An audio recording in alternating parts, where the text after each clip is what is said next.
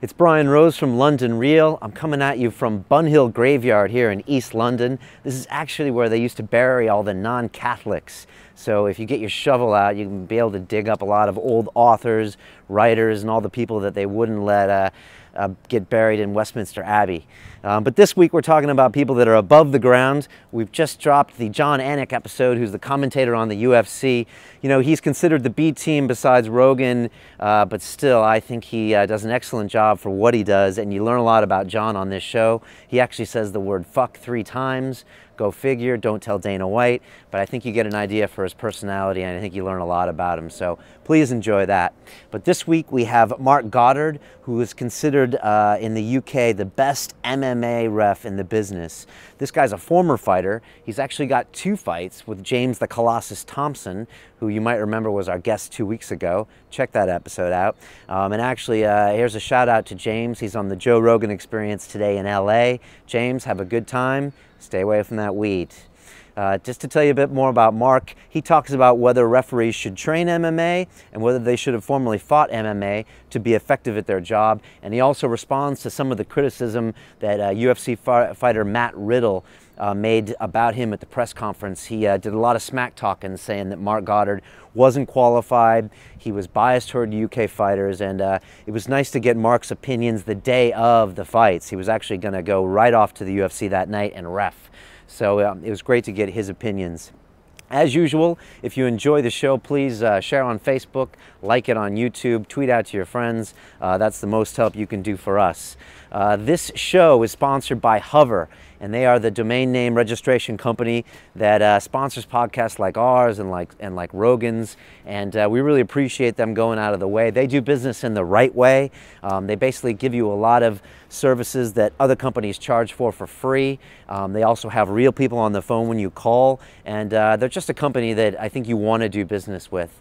So if you want to get your own domain name, go to hover.com/London Real. You get 10% off.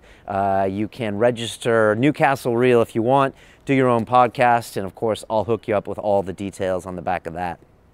We are also sponsored by the guys who make Alpha Brain, Joe Rogan and Aubrey Marcus in the house. This is a nootropic, makes you think a little bit better. They got a bunch of products over there. If you go to londonreal.tv and click on the banner ad, you'll go to On It Labs. They've got the Hemp Force Protein, Shroom Tech Sport. I love all their products, and get some Alpha Brain up in you. As you know, there's been a few changes at London Real. We're going to have a slew of new guest hosts coming in. We've got Sonia Dubell back in the house, the lovely Sonia Dubell next week. We've got ayahuasca filmmaker Alexander Ward, who's dropping back in town, and a whole host of new talent just to bring some new ideas. We're really excited about that. If you want to help us out, the best way, of course, is to share this and tell your friends about us. But if you want, send me an email at info@londonreal.tv, and volunteer your services. We need 10 hours of your time, and just otherwise come on the website. We got the forums, we got the group on Facebook, London Reelers, and it's all kicking off there. Last but not least, if you've got any guest suggestions, we are open ears, and if you yourself want to be a guest host, send me a message and we'll hook it up.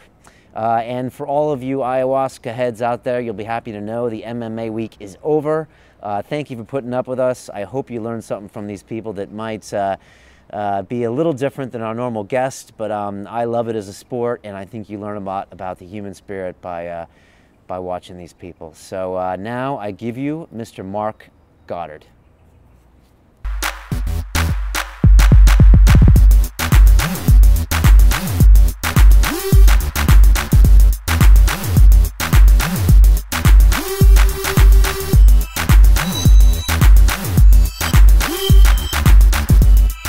This is London Real. I am Brian Rose. With me today is Mr. Matthew Sulik, who is a personal trainer and a former Slovakian amateur kickboxer, I believe. Yeah, you could say that. Something like that. And our guest today is Mr. Marc Goddard, who is considered one of the best mixed martial arts referees in the business. He is a former MMA fighter himself, with I think 16 fights. correct me if I'm wrong, including 2 with our former guest, James the Colossus Thompson, who was sitting there like a week ago. It's a small world here in England, isn't it? It's very incestuous, is MMA. You are also refereeing tonight's broadcast of UFC on Fuel at Wembley Arena in like just a few hours. So thank you for coming and welcome.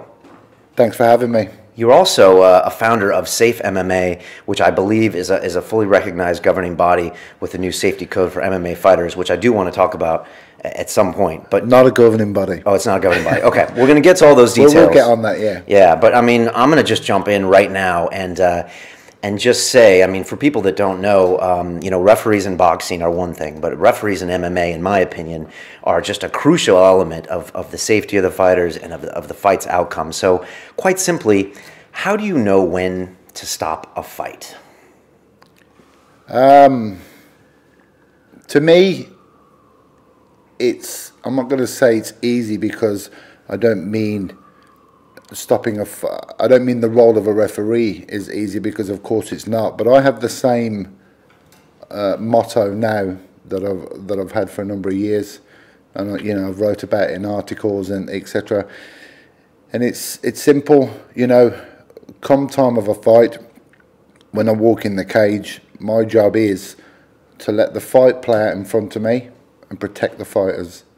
That's it. All the other add-ons and variables, they're all going through the conveyor belt of my mind. You know, they're making sure they're sticking to the rules, not doing anything illegal, etc., etc. So those things just happen. My job is to stay out of the way. It's the fighter's time, it's their fight.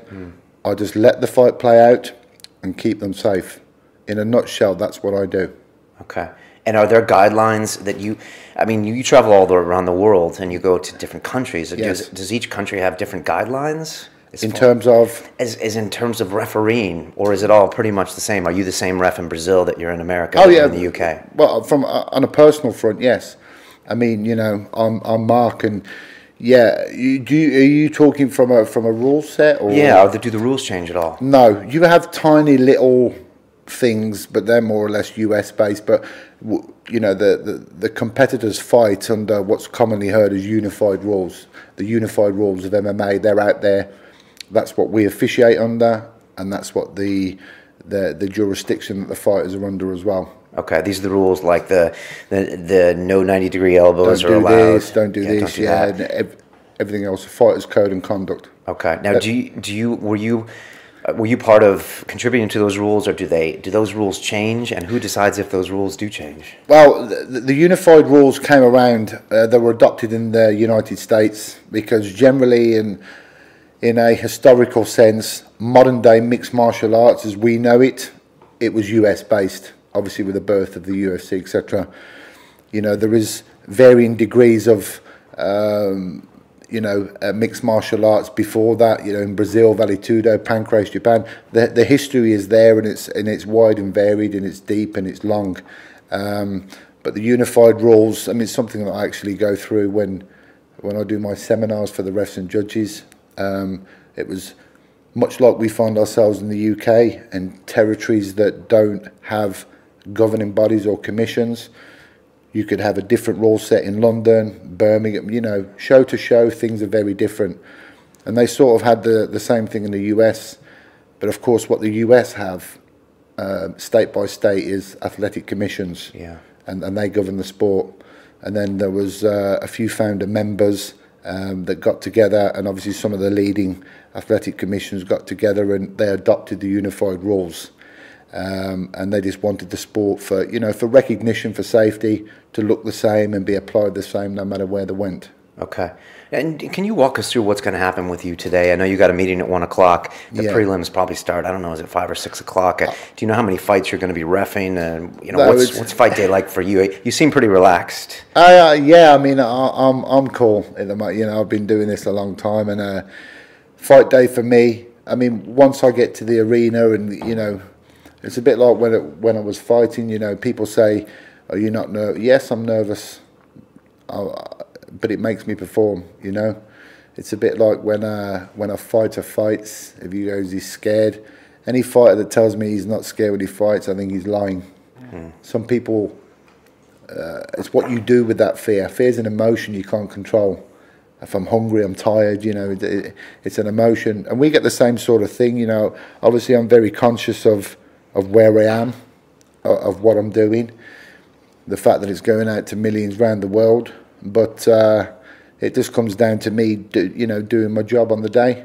Typically, I mean, like I said, today we have a commission meeting at 1 o'clock. That's really where, you know, the judges, the timekeeper, referees will all get together, and you know, if anything in particular needs to be brought up or be spoke about, you know, that's when it's an internal meeting just to make sure that we're all, you know, present and correct and above board, and anything that's specific has to be relayed to us or read out to us. That's typically where it will happen. Okay, and something I heard in an interview with you recently, you don't know the fights you'll be reffing for tonight? No, most common question. That's People ask me, do you know? Sometimes they'll release to us main events or titles. They'll say, you know, they might give us the nod and tell us, but typically, you know, in the interests of, you know, as a referee, it's all about being, you know, Mr. Impartial. Right. Or Mrs. Impartial, but it's all about being Mr. Impartial. So we do not get our assignments until we actually arrive at the arena that evening. So, for instance, today I will probably get my assignments at 3 o'clock, 3 p.m, depending on what time we report to Wembley. That's when we get them. Okay, and how many fights will you ref tonight? Again, I don't know. Okay. It's kind of like a mission, isn't it? Just, you don't really want to know. Even, you know, exactly. You know a lot of fighters yourself, so obviously it's better not to know and just kind of get out there with clear mind. Of course, and it just, you know, the UFC, the very, that's what I'm looking for. The very, you know, they're thoughtful and cautious on that, because typically, you know, we're in the same hotel and, you know, we're there with fighters, and they just want to remove every possible element of, you know, because if you knew 2 days in advance that I was reffing you, you know, it removes, you know, the need for anyone to say, oh, well, what, I saw you talking to him in the lift, or exactly. you know, and it's like, you know, the UK scene, I've grown up with this sport, you know, since day dot, as it were, and a lot of the fighters who I will encounter, you know, we are friends, should we say. Know them personally. Yeah, of course. You know, we grew up in the same scene, and we fought on the same shows. We may have trained together in the past, but it's just all about being the professional, you know, and retaining integrity. That's what it is for me. And when the UFC, or when we get our assignments as late as possible, it just kind of underlines that, and it just removes anyone, you know, trying to, you know, saying anything inappropriate.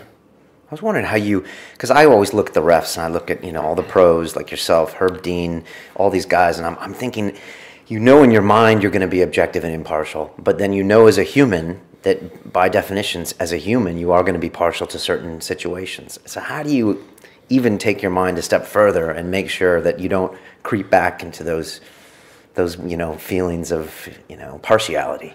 Tell me, what do you mean by that? Well, what situation would I be? So, you know, you know one fighter in the UK you might have trained with in the past, you know, you've seen fights from another fighter, and you're in there reffing, and you know that you have a human brain that's processing all of these things and also processing your emotions.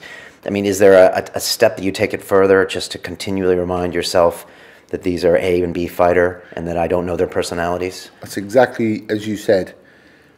If I had a relationship with you in the past, and that could be as innocuous as we you know, I mean, as I said, you know, we just grew up, but for the last number of years, I have to be conscious of, I say the same thing on the seminars, you know, as an official, as a referee, it's the whole package. You're not, you know, one of the things with a referee, we're not just under review come fight time, we're constantly under review. You know, because I could share a particular instance or anything with a fighter, and I get always in the back of my mind, I have to think about how that may be perceived. I have to be careful, and I just don't want to open myself up to. There's a lot of idiots out there, right?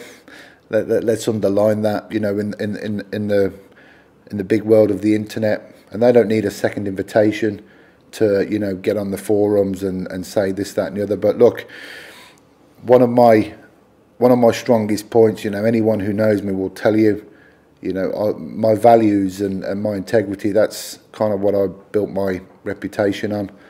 Do you keep to yourself in the hotel? Do you just try to, like, it's weird because they put you all up at the Hilton out there, I think, but I mean, do you just try to stay in your room? Yeah, I mean, obviously, you know, again, it's about being sensible. You know, you won't come in and you won't see me sat there with a fighter, you know, with my arm around him and having fun and, you know, having a drink in a minute. You know, maybe after the fight we'll have a catch up or a chat or this, that, and the other. But again, it's about assuming that role. I'm an official. It's like a fighter fights when the bell starts. Yeah, sorry. When, you know, when the whistle starts and the bell, you know what I mean. He fights then. When he comes out of that time, his time is done. But I'm always, you know, as an official, it's kind of we have to be seen to be thoughtful at all times. Okay. And fight week is one of those times, you know. So pretty much after a fight, you don't want to be in the spotlight. That's pretty much a referee's done a good job. If there is no talk about you, really. You know, you've hit the nail on the head. Because, you know, if there's no talk about you, that means you've done a good job and you're... I said it before, you know, a referee, his sole reward for just doing his job is people don't talk shit about you. Exactly. And, you know, I'm cool with that. I don't mind. Okay.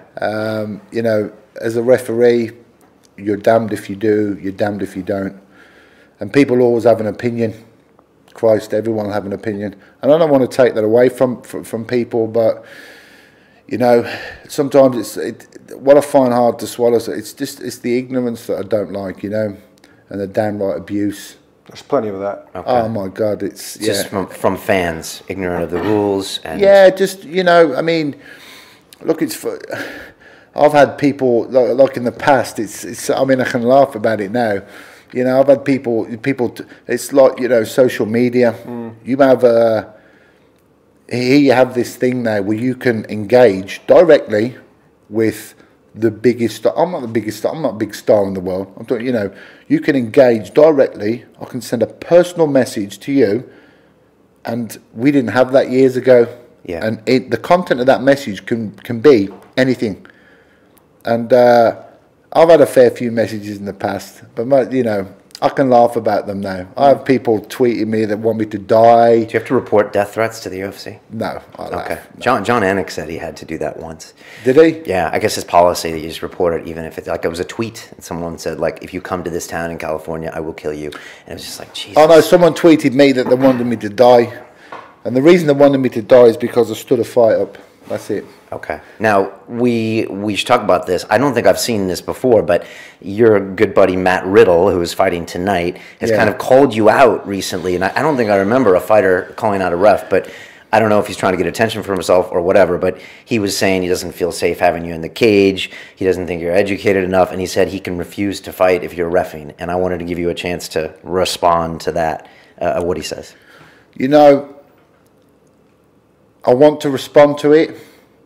But again, going back to what I said earlier, in the realms of assuming the role at all times, you know, Matt said what he said. It took me by surprise. Has that happened before, where a fighter's Never. called out a ref? Well, look, in all my time in the sport, I've never been insinuated that I was a cheat. And that's what Matt did. Is that what he's doing? Well, unfortunately, you know, saying that if you say I bias a particular fighter, you're casting aspersion on my character. It then goes beyond the realms of having an opinion. But, you know, look, I'm still mindful and respectful. And if I was to referee Matt Riddle, I would still afford him exactly the same level of courtesy and professionalism as I would prior. It's you know, it's no biggie to me. Am I disappointed in what he said? Yes, I am, because factually it was incorrect, very incorrect. But I don't know. I think I might get round to answering that in more detail. But again, you know, obviously as you can tell, I'm still mindful of the fact that, you know, I'm a professional, and he's a professional. in terms of, you know, he's got his job to do tonight. His mind needs to be fully focused on the fight, and that's what it is. And my mind is fully focused on my role and my task in hand. And what happens if he does draw you? Can he refuse to fight? yeah, sure he can, and I haven't got a problem with that. Okay. Can he request a referee change? Are there rules He for can. that? You can. I mean, again, it's, you know, it's like the travelling commission in the UK, but you know, Marc Ratner is the man who assigns the fight. You know who Mark is? Yeah.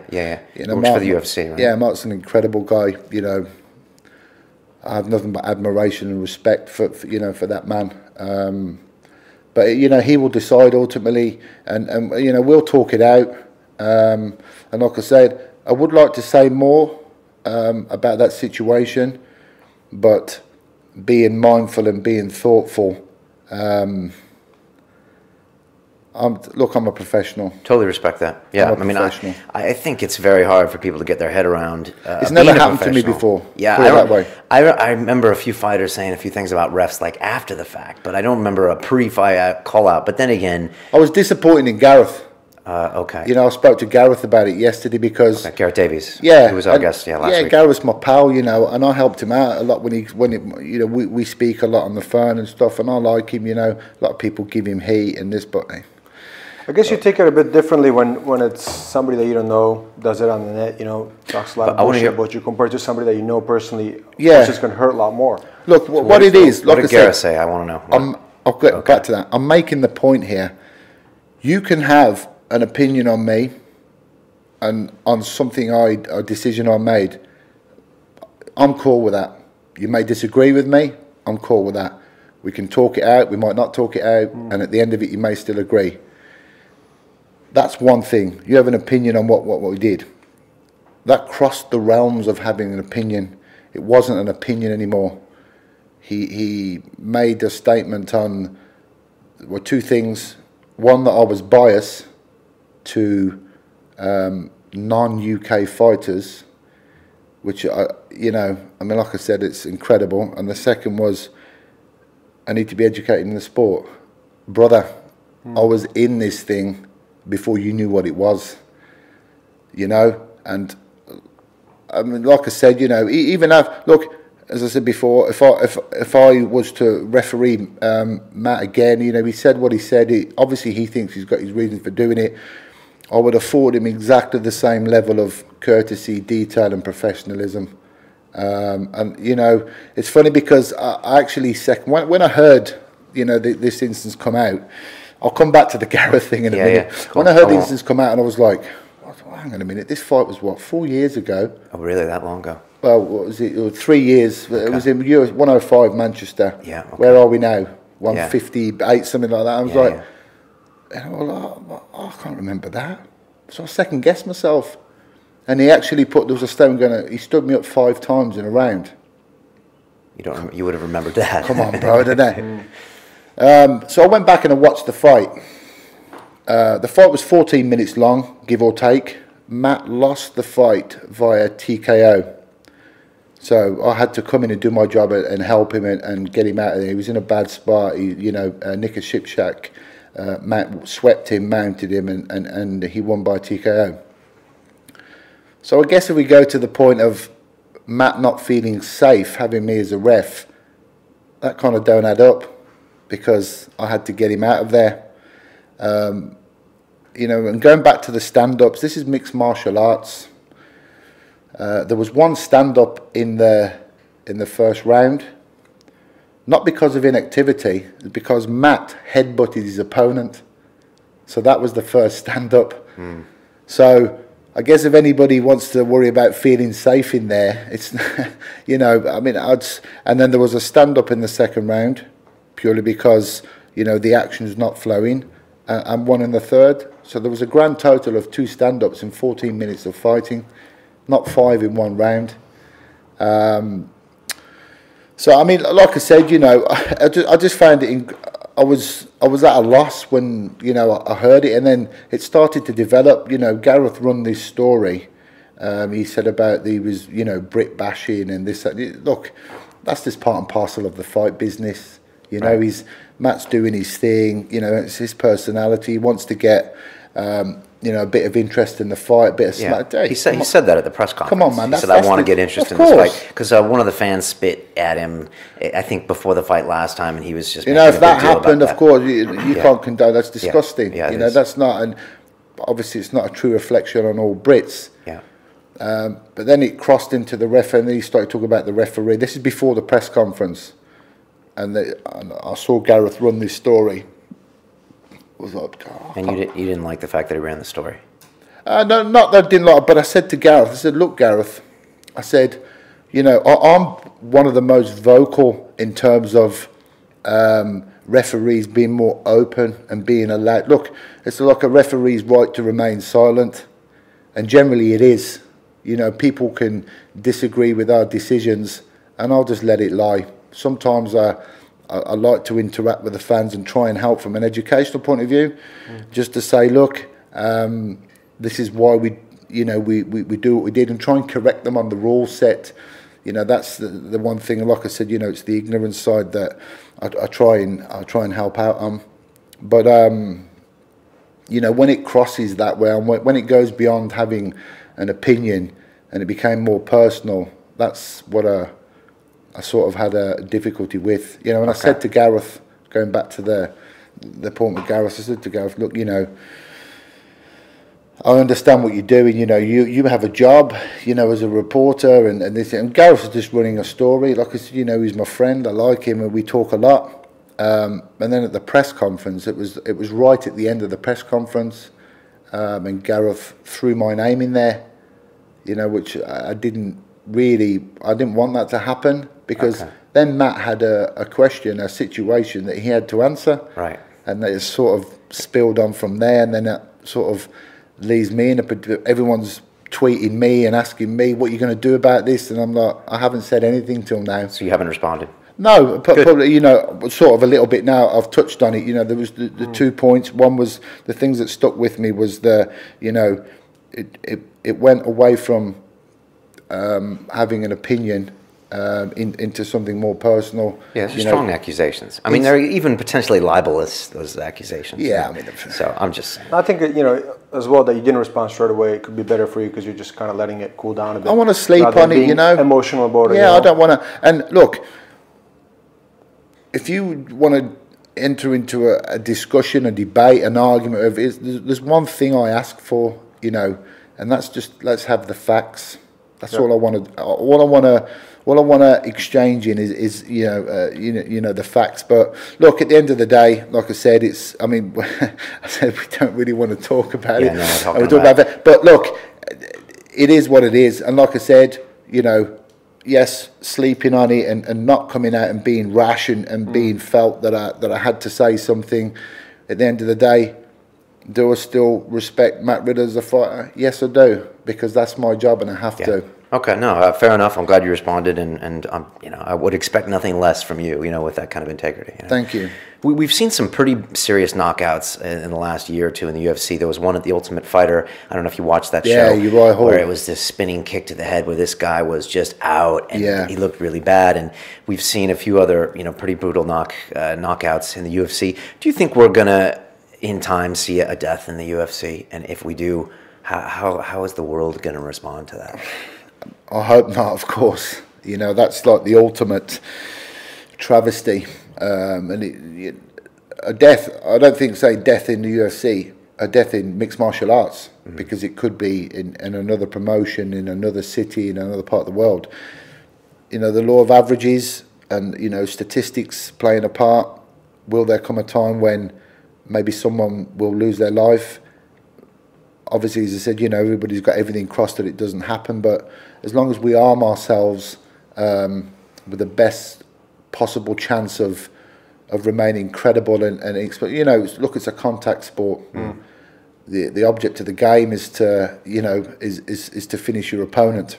The same in boxing. Slightly different in boxing because the object of the game is to be punched around the head and body. Do you think it's safer in boxing? Because I don't know if you know this argument, but the argument in boxing is you get knocked down, they stand you back up, and you take hundreds of blows to the head. Yeah. Whereas in mixed martial arts, you take one good shot with the 4-ounce gloves, and Mark's going to come in there and stop it. Do you subscribe to that? I think statistically, excuse me, I think statistically, MMA hasn't been around long enough to make a fair comparison. Okay. But if you look at the facts, you know, the object of boxing is to punch you in the head and body. That's it. In mixed martial arts, I can punch you in the head and body. I can kick you to the legs, to the arms, to the head. I can clinch. I can take you down. I can submit you. I can wrestle. The sole object of mixed martial arts is not one, you know, to render your opponent finished purely by concussive blows. There is other options. There is other ways and means. And of course, there's no standing 8 counts in, you know, in MMA. You know, when you're done, you're done. You know, you're out. Yeah. So that second impact syndrome is removed. But like I said, I mean, I think MMA needs to be around a lot longer in terms of running some form of statistical study. But look, it's always been that argument. I mean, I think, you know, I'm not a doctor, I'm not a neurologist, but obviously I have first-hand experience. Yeah. And yeah, you know, with the boxing, you know, you wear bigger gloves, etc. So the argument's there for that, you know, having more of a concussive impact as opposed to a small 4-ounce glove where the impact is, you know, should we say, more superficial. But I think, you know, in short, to answer that question, you know, that is it safe or is it not? I think it needs to, MMA needs to be around for a little while longer before we can make that determination. Draw some form of, you know, a statistical comparison and not just guesswork. You know, you've got quite a background in MMA as a fighter yourself. I mean, I haven't seen, you know, I know Herb Dean has fought and a few other refs, but I think you might have one of the biggest careers in fighting. But please answer that. But I see some of these new refs, and you know, I think we should have female refs in the business. But there's this woman I see in Vegas with the big long ponytail, Kim. And Kim, and maybe I'm wrong with this, but sometimes it seems like it's more about her and less about the fighters. And I'm just wondering, does she have MMA experience? Is it important? And are there some refs out there that shouldn't be there? I know they're your colleagues, but yeah, they're my colleagues, and I'm not going to throw them under the bus, you know. Fair enough. But if I saw something that was bad or I didn't agree with, would I call it? Yeah, I would call it, and I would talk about it. It's a long-standing argument about referees having experience, and it comes back to sort of like this ignorance thing again. Look, I'm just Mark. I'm just a ref. You know, I'm just me. I'm not a star. The fighters are the stars. People don't know about me. People in the UK and Europe, and that, you know, and obviously in other parts of the world. But when people, in particular, you know, the biggest audience in the US, you know, they don't know about my past. You know, they'll just make assumptions. And do you have to have fought mixed martial arts to be able to officiate? No, I don't say you do. Okay. Do you have to have a form of practical experience, training, whatever it may be? Absolutely yes. You cannot come into this sport from another walk of life or from another sport without having any grounding. Do you think a blue belt should be required for refs? No. Okay. Because it's not a jiu-jitsu match. Well, but there's jiu-jitsu involved, right? Yeah. So what do you have to have? What's your wrestling credentials? What's your boxing credentials? Maybe there should be those too. What's your mixed martial arts credentials? Look, not every... But you have all those credentials. Yeah, you know, look, like I said, going back to the thing, look, look at my colleague, Leon Roberts, in the UK, right? Leon's never fought, but he's been around MMA for a long time, and he's never fought. Is he a world-class official? Absolutely. Leon is, you know, and I'm not just saying it because he's my friend, this, that, and the other, and he's a go-to example. He's someone who hasn't fought. And yes, me and Herb have fought. Herb's only had a couple of fights, and then we laugh about this and the other. But I mean, Herb's a fantastic referee. Yeah. How many fights have you had? Blimey. Professional, I was 14 pros. Okay. And, you know, back in the days of amateur and semi and everything else. But I've competed a lot extensively in wrestling, submission, grappling as well. That's more than any other ref. But much more. Okay. And this is what happened. Look, does that make me a better person? No. Does it? You know, but it's like I try to get that out there to people. You know, going back to the thing about, do you have to have fought to understand? No. And I use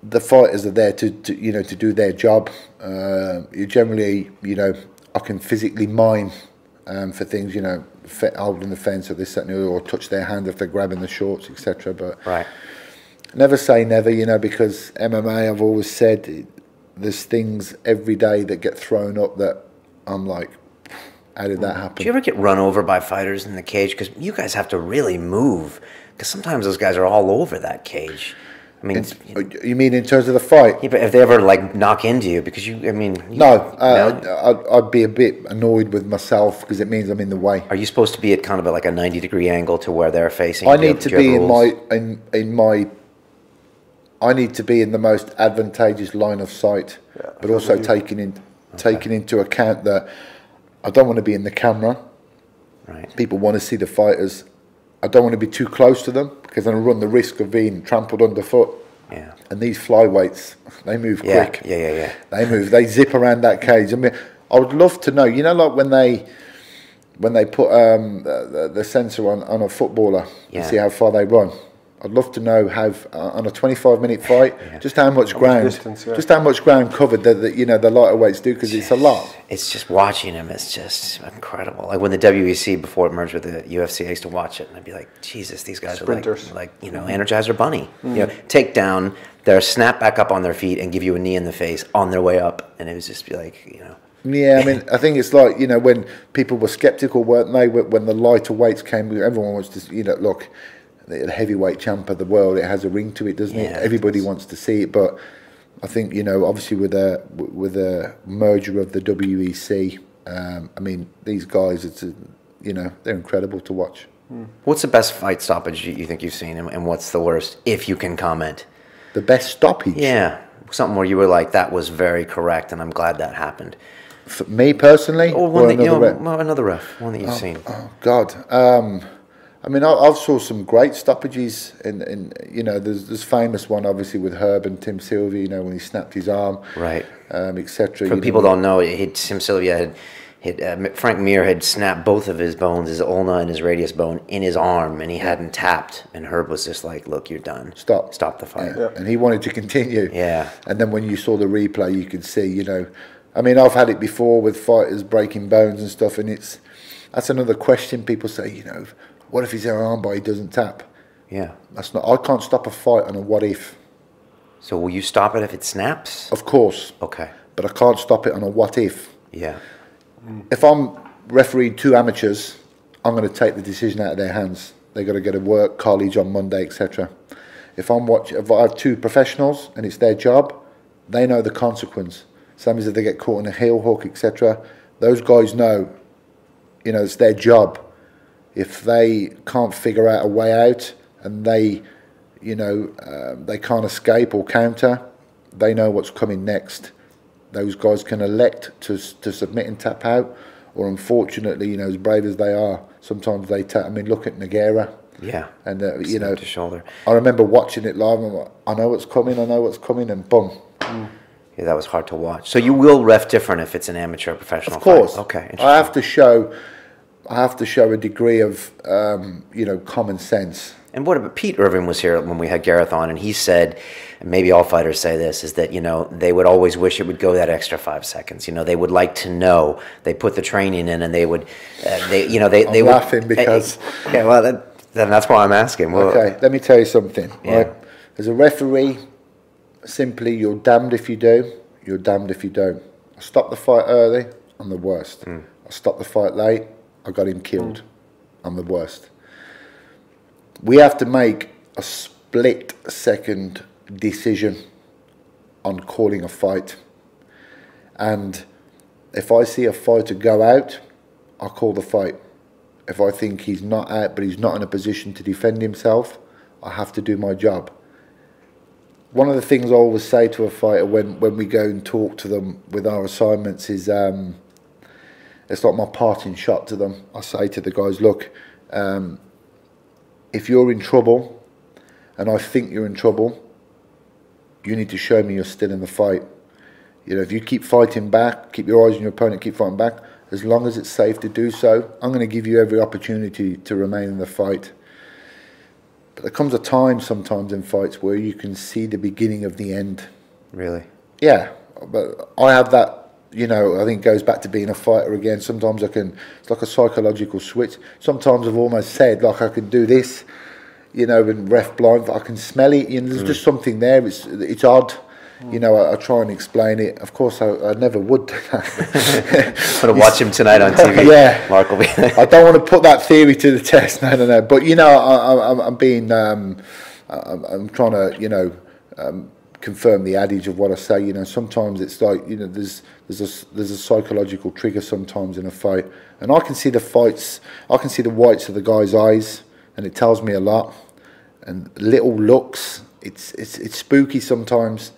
We exchange little looks, right, and I can see he's looking at me as help me. You know, sometimes it happens. Yeah, some guys say that when you see a lot of these rear naked choke finishes, a lot of times it's when the guy is ready for the fight to be over. I've seen other fighters say that about other fighters. They're like, he'd taken too many shots to the head, and that was just his way of being like, I want to get out of here.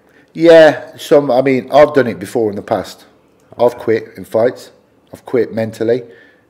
Put me in a bad spot. I didn't, you know, I had a big break from the fight, from the fight game, because I couldn't get my mind right, and it's a horrible place to be. Horrible place to be. Well, you don't want to fight, or when you're in there, you don't want to be there. Correct. Okay. And that's when you have to have a serious word with yourself. Right, and that's your career at that point. And I did, and I came back, and I fixed it. You know, I was almost too much the other way when I came back, but yeah, sometimes, you know, there's little triggers and little things happen in a fight. But as I said, you know, this thing about people have to understand that, look, it's like any sport, you know, a referee, you expect a certain level of, look, you're under fire and you're in the spotlight, and in mixed martial arts, you're in the spotlight. Definitely, yeah. You do something, I mean, like I said, you know, if after a fight people don't talk shit about you, it's a good thing. Yeah, and I'm cool with that. But you get compliments too sometimes. Dana White will compliment people. Yeah, look, here's another thing about that. I'll go back to Matt Riddle. One of the oddest things is, and people don't know, that actual fight, when I stopped the fight, the thing, Dana, it's one of the times Dana's came over to me and thanked me personally for the performance in that fight. Thanked me for that stoppage. It was a great stoppage. You know, it's like people have this perception on Dana's relationship with, you know, the officials.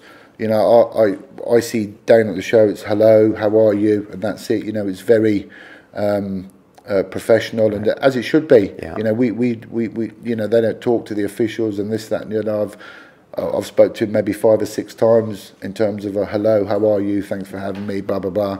And a couple of times he's, you know, made comment on a fight and thanked me. And, you know, thankfully I haven't heard anything negative, yeah, you know, from that side of it. So, you know. You know, we're seeing nowadays like a lot of football, you know, referee corruption coming out. Usually it's in the lower leagues, you know, and on the continent and things like that. And I was wondering if you're restricted, like, is there a certain amount of money like you can't receive from like a dinner or a coffee? And also, if you think it's only a matter of time that some type of corruption seeps into the MMA industry, especially in the smaller cards. Yeah, I mean, because you have a lot of power. Yes. Right or wrong? Yeah. Okay. I can influence it. But here's the thing, it's odd. It's odd because a lot of people ask, not many people ask the question, but in all my time in MMA, I've never once been inappropriately propositioned. Okay. Ever. Okay. And I know that, mate, I'm not saying that as if it's like, wow, you know, like surprise, but in the lower leagues, etc., I think it's like, you know, it's like going back to when I first started refereeing, which was by accident. That's how it happened. Yeah, I'm curious about that. Yeah, what it was years ago, I was due to fight on a show and I was injured. And the promoter said that he got let down, and he said, look, would you mind jumping in and you're on ref? And I'm like, oh, okay. When was this? What year was it? Oh, blimey, this was 7 or 8 years ago. Okay. I was like, okay, no problem. And I sort of, the way I am as a person and the way, you know, but I just took to it, and I remember feeling an instant gratification from some of the fighters because they respected me in terms of they were so comforted in the fact that you know, going back to they respected the fact that I know what they're going through. And for the first, I remember distinctly, you know, for the first few shows, that I was like, oh yeah, I quite like this, you know. And it just grew and it just evolved from there. I remember, you know, used to walk into events and be, are you reffing? I went, oh, thank you. You know, it's nice. Yeah. You know, it's a humbling feeling. It's nice, you know. And I think a lot of that came from the fact that certain camps and fighters, you know, they felt safe and respected the fact that, you know, I was, you know, a still then competitor.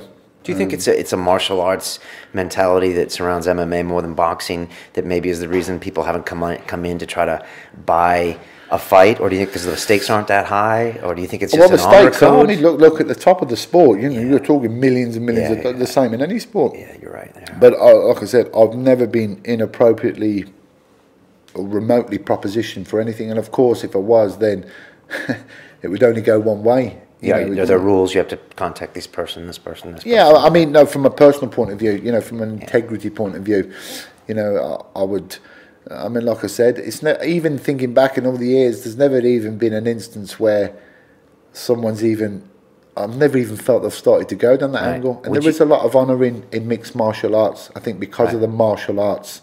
You know, with boxing, I've been around boxing a long time as well, and you know, there's no element of that in boxing. Well, like I said, there is some gentlemen in boxing, of course there is. Yeah. But there is an element, there is a distinct difference, and I've saw some of that creep into mixed martial arts at the lower levels, which kind of saddens me sometimes. But the respect element and the camaraderie and the stuff in there, that's what makes it unique, you know. It's special. What would you do if someone, sorry, I'll let you finish. What would you do if someone approached you, even on the slide, like, oh, I wonder if someone ever did that? Would you feel like you would need to shut them down? Would you feel like you would need to report them? I mean, it's a really fine line. In what way, sorry? If someone came and tried to buy your influence for a fight, would you feel the need to report them? Would you feel the need to, I mean, it's a fine line there. Yeah, I mean, report them to who, depending on where it happened, what it was. I mean, like I said, I think they know not to do it. Yeah. But if they did, I would deal with it personally. There and I mean, like I said, you know, fortunately, you know, it's never happened at any level. I mean, like you said, you know, at the low level, what is there at stake? There isn't anything at stake apart from a pride in maybe a fighter's record. Right. But obviously, when you hear about corruption in other sports, this, that, and the other, and I haven't even thinking back now. I haven't heard of it in mixed martial arts. I mean, Pride as an organization in the past, okay, that was in Japan. There's been some rumor that there was some workish type fights. And, yeah, you know, there was rumours of works, you know, and this, that and the other, but never in, you know, unified MMA. I'm just trying to think now. I can't think of any instance of corruption, and I've never experienced it, ever. Good. I was going to ask... Mark, you pretty much answered that question of how you became a referee. Yes. But then I was thinking, is it also kind of a cool way to stay in the industry by, you know, you're not going to be a fighter forever. No. Therefore, you know, you move into another phase by being a referee and you can kind of stay in that industry a lot longer. It just sort of happened for me before it was fashionable, you know, kind of thing. Yeah. And everyone thinks now, look, it's going back to that thing about, do you need to be a fighter to be a referee? Do you need to be a fighter? Because there's some fighters out there who you'd never have referee. Look, Mike Tyson, for instance, you know, absolute icon and legend of the sport, this, that, and the other. Could you ever see him as a ref? No.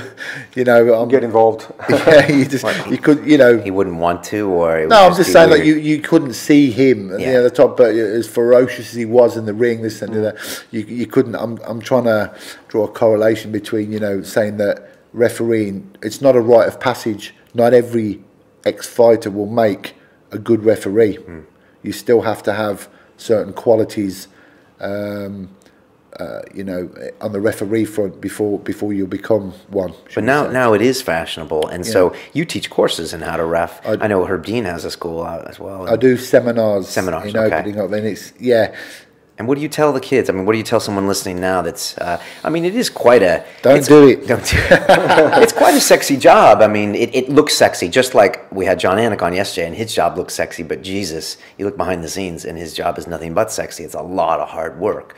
So what do you say to the kid that wants to be, you know, the next Marc Goddard? It's funny because I do answer that question specifically on my seminars. and I tell them that the thing that the bugbear for me is when people think that they can go from doing a little bit of this and a little bit of that, and they think they can walk into the big stages. You can't bypass knowledge and experience regardless of industry. I can't spend, a weekend or a week with someone, a doctor for instance, and then rock up to a surgery the week later and expect it. It's that kind of thing. I mean, that's quite far reach there, but it does happen. People have done a seminar and stuff, and then they'll contact the and they'll think that they can walk into it. And I try and explain to them, look. Isn't there a story out there? Somebody went to one of your seminars and then they got hired as a ref. Hired as a. I don't know. I thought someone said that they went to one of your seminars and then they got. Oh, there's all kinds of stories about people coming to my seminars and they'll contact the the UFC office and they're like, yeah, I'm done Mark's course, I'm ready to judge and this. I'm like, no, you're not. And I try and explain to them the seminars I use it as a tool for ironing out the unified rules and ironing out a lot of discrepancies on judging. The criteria, the 10-point must, this, that, and the other. They're great. It'd be good if I do one in London next time. I'll remember and hook you guys up and come along for it. Love to come along. Great. You'll pick up a lot. I've been there 4 days and they're quite animated. 4 days. Full days. Full days. Sorry. A full day. Yeah. Okay. It's the Birmingham accent. They're quite animated. What do you mean?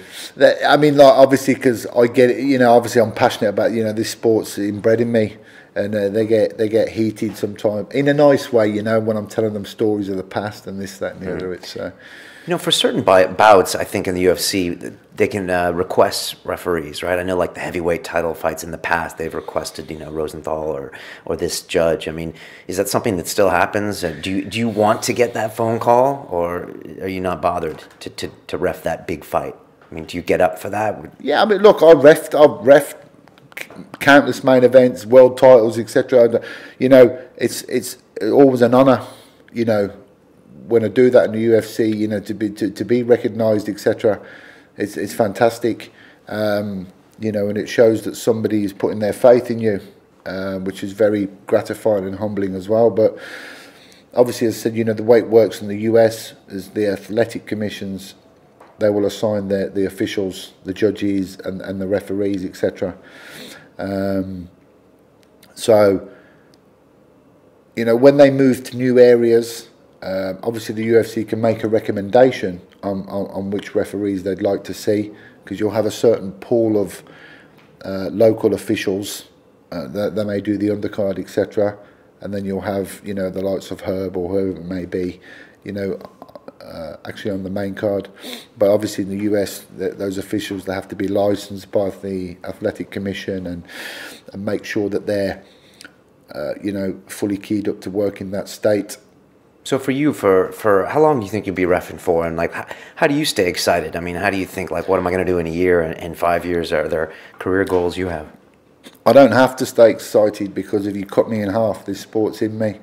As I said, it's in my heart, so that keeps it pumping. I love this sport dearly, probably to my detriment sometimes as well, too personally. My wife would definitely testify to that. Because you watch too much? Or? Just to look, I'm just involved in it. I have been for a long time. It's a huge part of my life, from competing, from training, from coaching, from the official side, and getting onto the safe MMA. I'm sure we'll touch on that in a minute. Yeah. And the regulatory side. It's just, I'm so heavily involved in this business, and the scary thing is, it's not my full-time role. No. It's not. No. You do other things. Yeah, people still think that, oh, you're a referee, you ref in the UFC, and look, fighters and stuff. It's not my full-time role. Okay. It's not. It's like Premiership football refs. Many of them have, they have a full-time job, and it's something they do. I quite like the separation as well. Will it be my full-time role? And I don't know. I don't know what angles may open up.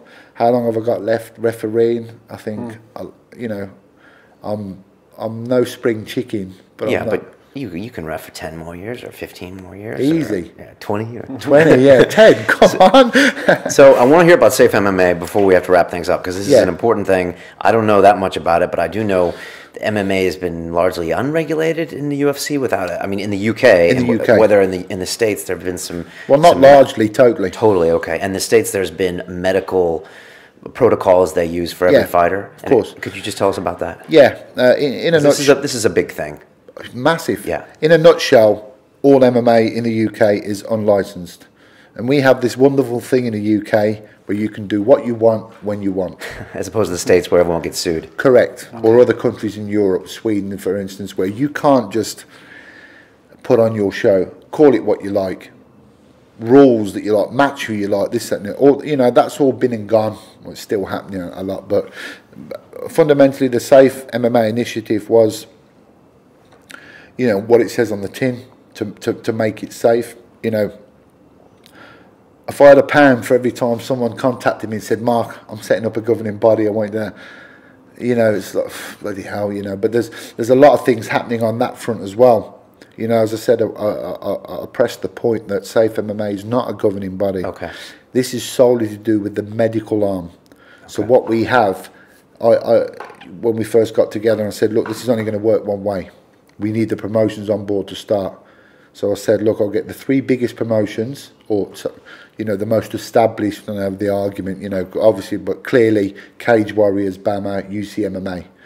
3 big promotions who are on TV, have a lot of social media, a lot of history, and have a lot of influence in the UK. So the idea was, look, if we can get those guys on board to start with, when we bring this product to the table, we haven't got to start again and sell it to them. If we get them involved in the run-up to it, it's going to be so much easier. And that's what happened. So we got them all together, and it happened down in Harley Street. A long time, lots of time of meetings, and, you know, all years, months. Yeah, well over a year. Okay, well over a year. And Harley Street is, if you're not from London, is like it's like the center of the medical, like the high-end medical community. Yeah, it's like a world centre for, it's, you know, renowned for. It is to medicine what Oxford Street is to shopping, right? Yeah. You know, it's world famous, you know, for many procedures. So we got together and we said, look, this is only going to work if the promotions sign up. And effectively, do you know what Safe MMA is and what it covers? No, tell me. Okay, so what Safe MMA covers is, as I said, on the tin. What we want at the moment is, you know, fighter will turn up to a show in the UK or a show, and he will have his medical there and then on the day. Blood pressure, physical, you know, nothing too elaborate and glamorous. What Safe MMA does is it puts a stringent medical procedure in place, a pre-fight medical, a database of that information, blood test, blood screening, which is something that we were devoid of. You know, people would go in, week out. I'd done it for years. We'd bleed all over each other. Right. We don't know anything. You don't know if you had HIV or anything. Hep A, Hep C, anything. Jesus. Or like you said, HIV. You know, and as a referee, even now, you know, I don't want to get bled on anymore. Right. And if I do get bled on, I want to know that that blood's safe. I should be afforded the same protection that the fighters get, you know, in that sense. So basically, you wear gloves, but you still get blood on you. Oh yeah, I still get splashed, and you know, you get splashed with blood in your arm and your face, wherever it may be. Eyes, yeah. Yeah, your eyes. Well, that's what direct contact, right? Yeah, it's pretty much straight in your bloodstream. If you know Winklejohn, the guy who, that's what happened to him. He lost his vision in one eye because of that. Really? Yeah, that was a blood spot. It was blood, or it was a kick, or it was blood? No, it was a blood spot. It was an infection from the blood. I mean, I don't know the full medical sense of it, but I think that's why you always see him wearing goggles now. Okay. You know, I remember what a horrific story that was. He had a cornea slice from a toenail, but I don't know. No, I think it was. I'm almost certain it was a blood-borne problem. Okay. That he got, but I may want to check my facts on that. But so Safe MMA does the blood test. Does the blood test, keeps the central database. That's important. So that basically what we're doing now is that when a fighter turns up, you know, and like I said, going back to that eventuality of one day, I hope it never happens, but statistically, it's because the sport's getting bigger and more shows, someone's going to go down and they're not going to get back up. I think, you know, statistically it will happen one day. Heaven forbid, but... Is this a death in a death in UFC, MMA, yeah. Not just UFC, a death in MMA. What I want to do is, or what I try and impress on the promoter, said, look, do you want that to be on your show? No, you don't. But if it does, when the curtains come down and the investigation begins, you want to be able to sit there and say, I've done everything I could, possibly, you know, within the realms of, you know, realism, to try and ensure the safety of those fighters. Yes, there were pre-fight medical. Yes, there was, and there's a big argument about MRIs. Yeah. MRI scans. But whether they're effective or not, or correct. worth the cost. Well, effective they are, but what you have is there's kind of a double-edged sword, because when we first brought Safe MMA to the fore, you know, we had a different price band, and people were throwing us under the bus. You know, you're doing this, and we can't afford it. I said, look, guys, you know, it's like an educational thing, and you haven't even got MRAs and it. Come on, you're throwing us under a bus for the blood test and the database. And the other thing that's very important, this is the medical suspension factor of it as well, which I'll come back to. But the cost of trying to, and obviously one of the representatives on the board, the medical advisory board of Safe MMA, is Dr. Mike Loosemore. Now, Mike is the British Olympic boxing team doctor. He's an advisor to the Commonwealth Games. So not only is he a doctor, you know, a medical professional, but he's also extensively combat sports related, you know, so he knows his subject matter very well. Yeah. And he said about, you know, with the MRIs, he said MRIs are fine, and of course, you know, it could show up some form of irregularity. And I think we will get round to it eventually. But at the moment, in terms of getting it out broad brush, it was purely a cost thing. Okay, so right now it's blood, and they do some other pre-fight. Blood, physicals, etc. Okay. And they'll do cognitive tests. Okay. For the memory thing. I mean, I was educated, because I was saying, come on, we've got to have MRIs. And he said, well, the problem with an MRI is that it may show up an abnormality. And that abnormality may not be something threatening, but it will deprive that fighter of fighting. And there was that side of it as well, you know. And I mean, like I said, MRIs. Look, in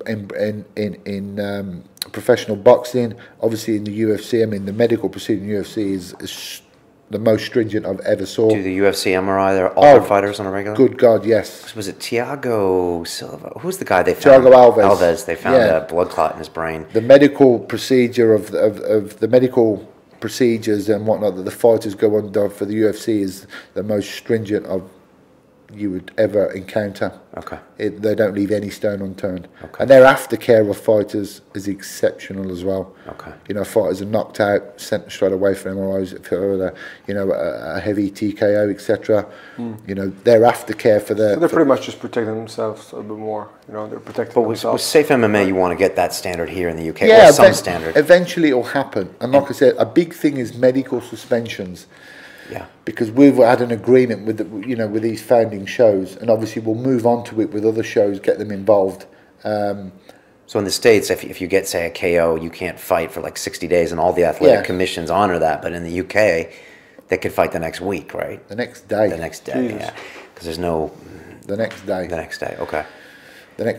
On the same night if you wanted to. So if they sign up with Safe MMA, or if they adopt these policies, then there'll be that one. Post-fight medicals. Okay. That's another important thing. So, you know, that's something that was vastly overlooked in the UK. A fighter will just walk out and people think they're happy. Sometimes the winning fighter can sustain 10 times more damage than the loser. We've seen it in boxing 24 hours later. Yeah, having the guys checked medically afterwards. So that's another procedure that comes in. And again, it's collation of all that data. The data is priceless. You know, when you get to insurers, etc., you go, want to insure a fighter? Show me some form of... That's the first thing they will ask for. Okay. Statistics and data. Okay. If you don't record them, you don't have them. So how far along are you? Have you had organizations sign up? Have you had fighters do this testing? Or where? Yeah, the first Safe MMA show happened a couple of weeks back. Okay. First up on the list was Dave O'Donnell and UC MMA. Okay. And he had the first all Safe MMA registered fighter fight card. And that's momentous. That's excellent. Congratulations. The next one is in March 9th, you'll have Bama and Cage Warriors have a show on the same night. Okay. Bama has a show in Newcastle. Cage Warriors have a show in London. Right. And it'll be the same thing again. That's Safe MMA. So all the fighters will be Safe MMA registered, so they'll have their bloodborne viruses checked, their pre-fight medicals, they'll start on the database, and we can promotions can only match fighters from that database. So they will submit a card, and we can see, we want to get away from, you know, Johnny Independent. That's cool. What's the cost roughly per fighter to maintain that? Well, we had, I mean, if you go to 76 Harley Street, because what happened before, as I said, going back to, you know, when we first launched the initiative, it was around about the 260, 280 mark, and fighters, oh, we can't afford it. So pounds? Yes. Okay. So we halved it. Well, in fact, it's less than half. We're allowing fighters to sign up for 6 months now. We're allowing them to submit their own blood tests, providing they fall within, I mean, the medical side will say they'll fall within a certain criteria. Have to be, you know, and they can't just go to, I've took my own blood and here's your tests. But Harley Street deal with all that. Okay. So, I mean, I think the bottom line starting cost now was around about the £120 mark. For a fight or for 6 months? Or? For your fight for 6 months, okay. Yeah. Oh, that's quite affordable. Yeah, and the UFC doesn't do that because they have their own. No, yeah, procedures. I mean the UFC's procedures is, you know, high level, right, you know, A-line. You know, they have to have special optical. I think it's ophthalmologist. I'm not sure. Obviously MRI, MRA. I mean, it's. Wow. As I said, the level of medical protection and assurance in the UFC is something to behold. So this is a great start. Well, I mean, congratulations for that. I mean, that's a pretty big thing to get. Yeah, I mean, I think it's momentous because look, we can all sit down and talk about it, and if you talk about it, then you'll talk about it some more. But the line's been drawn in the sand, and it hasn't been for the want of trying. The regulatory side of things, you've heard of the IMMAF, no. International Mixed Martial Arts Federation. Oh, I've heard it. Yeah. The UK MMA Federation, I'm involved in that as well, and that's, you know, along with some colleagues, that's moving along as well. That's gaining momentum. So, and here's the thing: I've said to people, you know, people lose sight of the fact of just how young the sport of MMA is. We're not an old sport. We've been around a very short amount of time. What, 20 years? Less than that. Yeah, less than that. Much less than the UK. Rules. Yeah. So, you know, yes, we've had bad practice here, there, and everywhere, but we're doing our utmost to put it right now. Don't lose sight of the fact that, you know, things are happening a lot quicker than what you actually think. When you look at the grander time scale of things. Yeah, no, that's true. Mark, how do people get a hold of you to possibly book one of your seminars? And what's they can follow me on Facebook, or they can follow me on Twitter. Twitter, you're at Marc_Goddard UK. Marc Goddard. MARC. Yeah. Goddard _ UK. So the real Marc Goddard out there, he's got my Twitter. Is he like an actor in the US or something? I don't know. No, just a regular guy, I think, from the UK. Dude. I'm sure he's picked up 1 or 2 followers. Give them back. Are you active on Twitter, or are you? Yeah, I try to be. But when it comes near the fight, you probably go very quiet. Yeah, I'll just tweet general things, but obviously I'm not. It's amazing some of the things that people ask me. And some of I've always said, look, I'm going to write a book one day. Not about me. No one's interested in me, but with a book of memoirs, because I've got some. I bet you do. Do you caffeinate for the fights? Do I? Do you caffeinate? Like, do you have coffee before? I'm a massive coffee. I can't. It's my drug of choice. But like, if you have a long night with a bunch of different fights, do you try to have like one before each fight, or? No, I try and take when we take some drinks with us and stuff. We get drinks there, and just keep hydrated. Same thing, because again, it's like we're nowhere near the physical output of the fighters, but it gets tough in there. The psychological tax is high. Right. When you've got a fight, I mean, we could do 4 or 5 fights in one night. If they all run the distance, you are exhausted sometimes. Yeah, that's over an hour of heavy concentration, right? And last question is, what do you do after the fights? Do you celebrate? Yeah, have 1 or 2 beers and unwind. I think some of my American colleagues are. I don't know, I think I'm starting to get a reputation, that Brits love beers and this, that and the other. But yeah, I just like to come back to the hotel. We don't go to after parties and things like that. People here, they think it's, a life of glamour. Again, assuming that role, and for instance, you'll generally find us, and most of the fighters do as well. Yeah. They all congregate in the hotel bar. We're normally ravenous by the time we come out. So would you hang out with the fighters you just refereed? Sorry? Would you just hang out with the fighters? Well, I mean, I can be in the same place of them, and we may share one or two words, but we're not out, partying hard and this, that, and the other. But generally, sometimes we'll discuss, they may discuss the fight with us or this, that, and the other. But it's just, and like I said, by and large, the fighters are the same way. I'm thoughtful and respectful of what I'm doing. The fighters are exactly the same. There's some wonderful people in this sport. Yeah, truly. All the way to the top. The biggest stars as well. What would an average fan be surprised to see behind the scenes, the things that you see? I mean, what would surprise them the most, do you think? I mean, is the fact that a lot of it's unglamorous, or? Well, yeah, I mean, look, they say, look, like I said, every time I step in that, it's taken me years. I've been in this sport for years, a long time, thousands of miles. This sport will forever owe me, put it that way. It's not going to make you rich quick, but people see that and this. And look, yeah, there is, like I said, I don't consider myself lucky. I think it's the wrong term, because it's hard earned and it wasn't given to me. I had to work at it, but I'm very thoughtful and I'm very thankful for what I get to do. I love what I do, and that's the difference. If you love what you do, it doesn't really, nothing else really matters, I don't think, It's a theme we get a lot here at London Real. A lot of people sitting where you're sitting. Yeah, they're good at what they do because they love what they do, It's the old adage, isn't it? Find a job you love and you never work a day in your life. Exactly. And when it comes to the mixed martial arts side of it, that's exactly how I feel. I have my regular thing, my outside life, my wife, my children, this, that and the other.